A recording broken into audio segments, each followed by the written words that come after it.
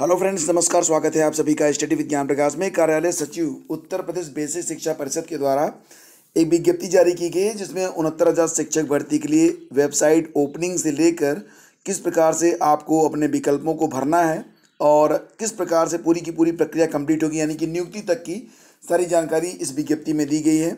और किस जिले में कितने पद रिक्त हैं, इसकी भी जानकारी यहाँ पर आपको मिल जाएगी। तो फ्रेंड्स, सबसे पहले बात करते हैं कि 13 मई के अनुक्रम में उत्तर प्रदेश बेसिक शिक्षा परिषद द्वारा संचालित परिषदीय प्राथमिक विद्यालयों में 69,000 सहायक अध्यापकों की भर्ती के लिए आयोजित सहायक अध्यापक भर्ती परीक्षा 2019 में उत्तीर्ण कुल 1,46,060 अभ्यर्थियों में से जनपदवार निर्धारित पदों की संख्या, जो कि घट बढ़ सकती है, हालांकि अधिक परिवर्तन होने की संभावना नहीं है, तो उसी के क्रम में आपको जो है upbasiceduboard.gv.in पर 18 मई को विजिट करना होगा।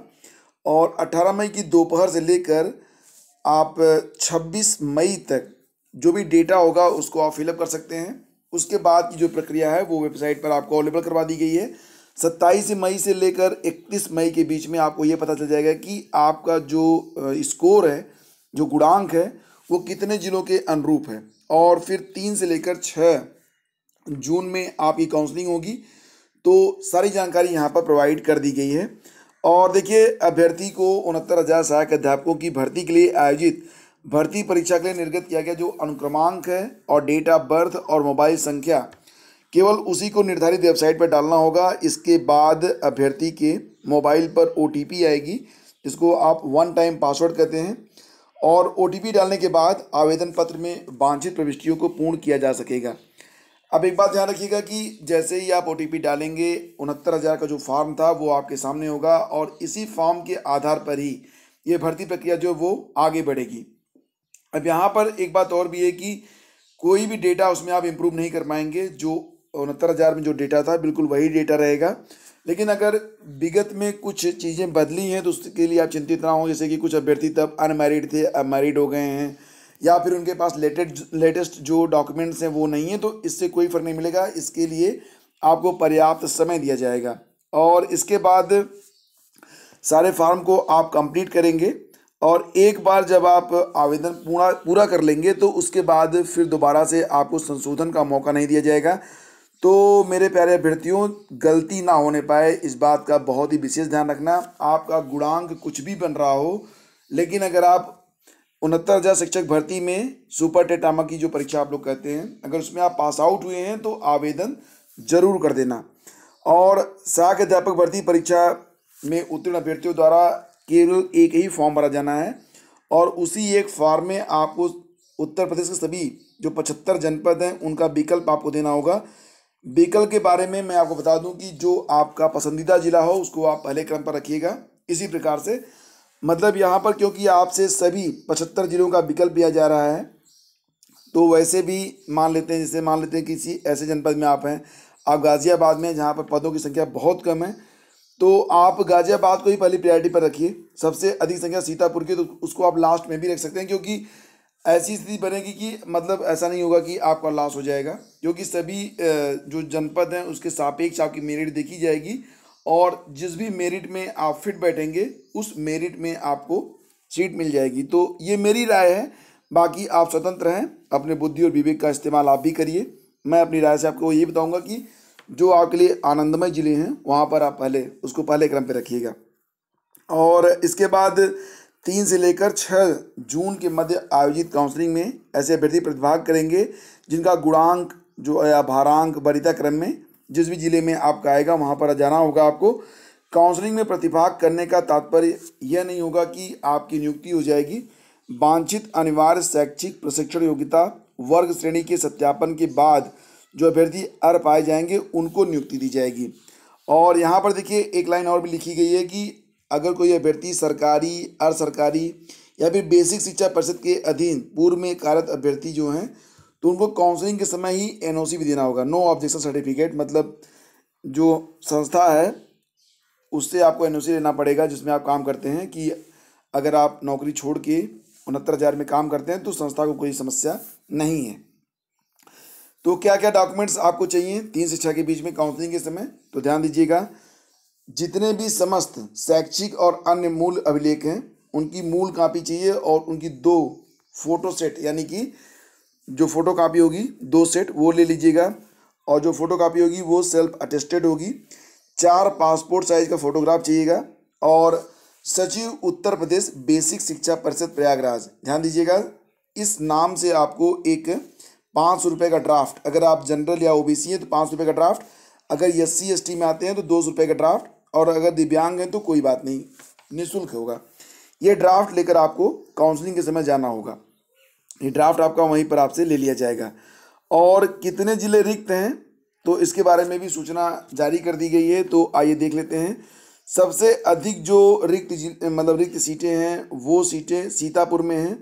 तो एक क्रम में मैं देख लेता हूँ लगभग सभी जिलों को। महाराजगंज में 1560 सीटें हैं, बस्ती में 1340, संत कबीर नगर में 780, सिद्धार्थनगर 1050, झांसी में 530, ललितपुर में 590, जालौन में 390, चित्रकूट में 1080, और बांदा में कितना है 1070, महोबा में 370, हमीरपुर में 480, और अयोध्या में 880 है।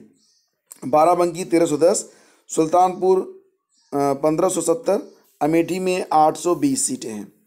और इसके बाद अंबेडकर नगर में 660 सीटें हैं, और गोंडा में है 1620 सीटें।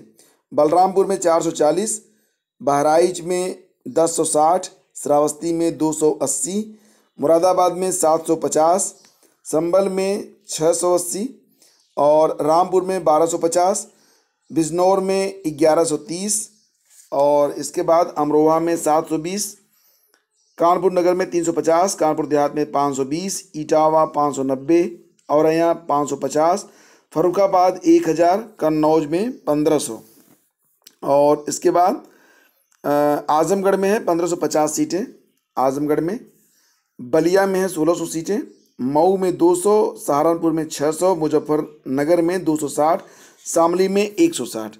जो अन्य जनपद हैं उसको भी देख लेते हैं। मेरठ में है ये मात्र 130 सीट, बागपत में 100, और बुलंदशहर में 840 सीट है। गाजियाबाद में मात्र 2 सीट है। हापुड़ में है 150, गौतम बुद्ध नगर में है कुल 140 सीट, आगरा में 820, फिरोजाबाद 650, मैनपुरी में 940, अलीगढ़ में 940, कासगंज 1010, एटा में 580, हाथरस में 680, मथुरा में 690, बरेली में 1220, बदायूं 2100, पीलीभीत 870। इसके बाद आता है आपका 1450 सीट है शाहजहांपुर में, प्रयागराज में है 990 सीट, प्रयागराज में 990 सीट, और फतेहपुर में 520, प्रतापगढ़ में 1330, कौशाम्बी में 700, वाराणसी में है मात्र 230। तो चंदौली में 400, गाजीपुर में है 1920, और जौनपुर में 2270। क्रम में ये तीसरा जिला होगा जहाँ पर सबसे अधिक सीटें हैं। मिर्ज़ापुर में 1200, सोनभद्र में 450, भदोही में 650, लखनऊ में 150, हरदोई में है 2450 सीट। तो ये 2450 सीट, ये मतलब कि सबसे अधिक सीटों में दूसरे क्रम पर हरदोई है, तीसरे और पहले क्रम पर है सीतापुर। सीतापुर में कुल 2500 सीट है। तो ये 3 जिले हैं जो कि सबसे अधिक सीटों वाले हैं। पहला तो हो गया सीतापुर, दूसरा हो गया हरदोई, और तीसरा हो गया जौनपुर। और इसके बाद रायबरेली में 670 सीटें हैं, उन्नाव में 1120, लखीमपुर में भी काफ़ी सीटें हैं, 2100 सीटें हैं, और गोरखपुर में 1250, देवरिया में 1248, कुशीनगर में 1220। तो ये सीटें हैं। तो इन सीटों के सापेक्ष आपको अपना फॉर्म जो है वो कंप्लीट करना होगा। और जैसा कि मैंने आपको बताया था कि यहाँ पर पहले से ही क्लियर है कि जितने भी अभ्यर्थी इसमें पार्टिसिपेट करेंगे तो उन्हें जो है मतलब NOC लेना अनिवार्य होगा। तो NOC के बाद ही वो आवेदन कर पाएंगे। ठीक है, चलिए फ्रेंड्स आगे बढ़ते हैं, चलते हैं हम लोग अब अगली न्यूज़ पर। और जो अगली न्यूज़ है उसको भी देखना यहाँ पर इम्पोर्टेंट होता है, तो आपको बता देते हैं अगली खबर के बारे में। तो फ्रेंड्स 69,000 शिक्षक भर्ती की लिखित परीक्षा में अभ्यर्थियों को अधिक अंक मिलने पर धांधली के आरोप तो लग ही रहे हैं। अब एक महिला अभ्यर्थी को महज 3 अंक मिलने का मामला सामने आया है। तो अभ्यर्थी का दावा यह था कि इम्तहान में उसे कुल 90 अंक मिलना चाहिए था। तो भर्ती परीक्षा के मूल्यांकन को हाई कोर्ट में चुनौती देने पर महिला अभ्यर्थी के रिकॉर्ड खंगाले गए। तो जो तस्वीर आई है वो बहुत ही चौंकाने वाली है।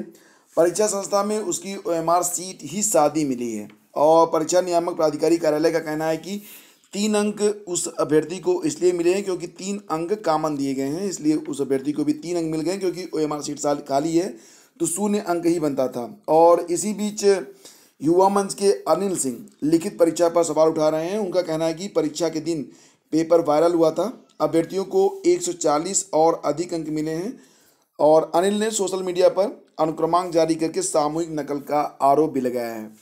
तो हालांकि ऐसे आरोप लगातार लग रहे हैं और इस पर शिक्षा मंत्री का कहना है कि आपने देखा होगा कि सतीश चंद्र द्विवेदी जी ने कहा था कि मतलब जो अभ्यर्थी हैं वो मेहनत करते हैं और अधिक अंक ला सकते हैं, तो इस प्रकार से जांच नहीं हो पाएगी, ऐसी मतलब बात कही गई थी। CBSE की जो डेट शीट है वो सोमवार को जारी होगी डिटेल में। तो CBSE की 10वीं और 12वीं की जो बचे हुए 29 पेपरों की परीक्षाओं की डेट शीट का ऐलान अब सोमवार को किया जाएगा। केंद्रीय मानव संसाधन विकास मंत्री रमेश पोखरियाल निशंक ने शनिवार को जानकारी दी है।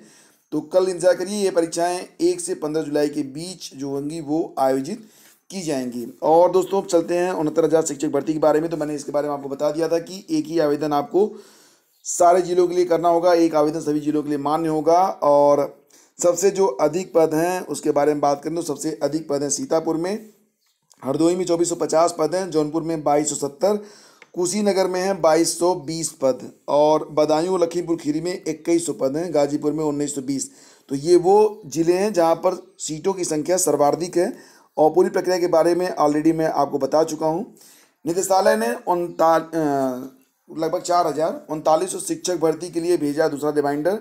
खबर ये निकल के आ रही है, अमर उजाला ब्यूरो में छपी है खबर कि प्रदेश के अशासकीय महाविद्यालयों में असिस्टेंट प्रोफेसर के रिक्त पड़े 3900 पदों पर भर्ती के लिए उच्च शिक्षा निदेशालय ने शासन को दूसरा रिमाइंडर भेजा है। इसमें कहा गया है कि रिक्त पदों पर भर्ती के लिए उत्तर प्रदेश उच्चतर शिक्षा सेवा आयोग को अधियाचन भेजा जाना है। जल्द ही इस बारे में शासन स्तर से कोई दिशा निर्देश जारी किया जाएगा ताकि भर्ती की प्रक्रिया शुरू की जा सके। और उच्च शिक्षा निदेशालय ने अशासकीय महाविद्यालयों में असिस्टेंट प्रोफेसर के 3900 रिक्त पद चिन्हित किए हैं। लॉकडाउन से पहले भी इन पदों की सूची शासन को भेजी जा चुकी है। रिक्त पदों पर भर्ती तभी शुरू होगी जब उच्च शिक्षा निदेशालय इन पदों का अधियाचन उच्चतर आयोग को भेजेगा। शासन से मंजूरी मिलने के इंतजार में भर्ती फंसी हुई है और आप जानते हैं कि ये भर्ती पिछले 1.5 साल से फंसी हुई है। और 1.5 साल पहले जब उच्च शिक्षा निदेशालय ने कुल 534 पदों पर भर्ती के लिए आयोग को अधियाचन भेजा था, लेकिन बाद में यह कहकर अधियाचन वापस ले लिया कि इसमें नए सिरे से आरक्षण की समीक्षा होगी। ऐसे में आयोग भर्ती के लिए विज्ञापन जारी नहीं कर सका था। तो अब इस भर्ती को जारी किया जाना है, तो इसके बारे में फिलहाल मांग की जा रही है कि इसको शासन के द्वारा सहमति प्रदान कर दी जाए। और देखिए यहाँ पर अगर उत्तर प्रदेश राजर्षि टंडन मुक्त विश्वविद्यालय में आवेदन करना चाहते हैं आप, तो MBA और MCA कार्यक्रमों के सत्र 2020-21 में प्रवेश के लिए आवेदन पत्र आमंत्रित हैं। ऑनलाइन आवेदन प्रक्रिया दिनांक 7 मई और ऑनलाइन आवेदन की अंतिम तिथि 28 जुलाई रखी गई है। वेबसाइट है uprtou.ac.in। और दोस्तों चलते चलते आपको एक बड़ी खबर से सूचित कर दें कि शिक्षा मित्रों की जो पिटीशन कट ऑफ अंक के लिए दायर की गई है उस पर सुनवाई 20 तारीख को हो सकती है। तो लेकिन यहाँ पर जो शिक्षा मित्र हैं वो 20 तारीख को जो है सुनवाई न करवाने के लिए अब कोशिश कर रहे हैं। कारण क्या है, देखिए सर्वोच्च न्यायालय में 4045 के कुछ अन्य पैरवीकारों की पिटीशन भी लिस्टेड हो गई है।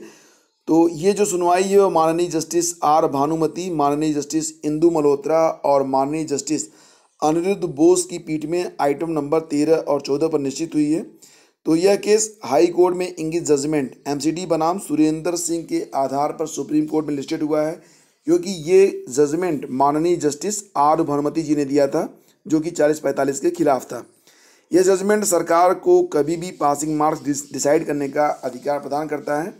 तो माननीय हाई कोर्ट का जजमेंट भी जो आया है वो इसी MCD जजमेंट के बिहाफ पर दिया गया है। तो आगे की स्थिति अब आप समझ सकते हैं।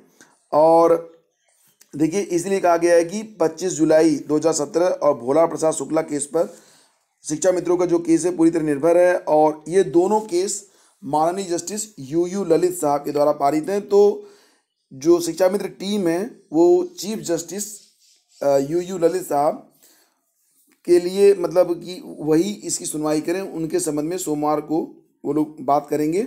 साथ ही साथ ऐसी स्थिति में काउंसिल से विचार विमर्श करने के उपरांत निर्णय लिया गया है कि टीम अपनी अपील 20 मई को जो बेंच में लिस्ट है उसको लिस्टेड नहीं कर पाएगी। तो ये यानी कि जो ये सुनवाई होनी थी 20 तारीख को, अभी फिलहाल उस पर ये आप कह सकते हैं कि सुनवाई होगी या नहीं होगी, ये अभी थोड़ा अनिश्चित है। ठीक है, तो ये सारी अपडेट है, यानी कि 20 तारीख को ये सुनवाई होगी या नहीं होगी। फिलहाल दोस्तों ये प्रक्रिया शुरू हो रही है और आप सभी लोगों के लिए शुभकामनाएं। याद रखिएगा, जो लोग सफल हुए हैं उनको बहुत सारी बधाई और शुभकामनाएं, और जो लोग असफल हैं हो सकता है कि भगवान ने आपके लिए और भी अच्छा सोच रखा हो, इसलिए आप लोग प्रयत्न करते रहें, हौसला बिल्कुल ना हारें, सब कुछ अच्छा होगा। हैव ए ग्रेट डे, जय हिंद। वीडियो अगर आपको पसंद है तो इसे लाइक और शेयर कर दीजिएगा। धन्यवाद।